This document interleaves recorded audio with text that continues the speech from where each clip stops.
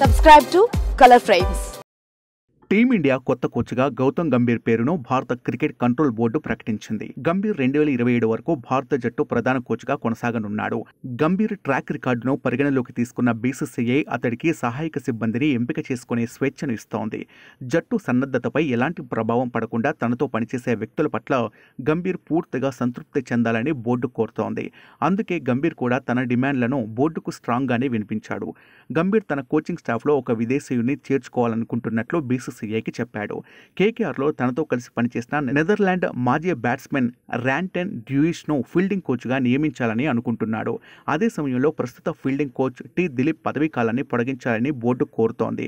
దిలీప్ కోచింగ్లో భారత జట్టు ఫీల్డింగ్ చాలా మెరుగుపడింది.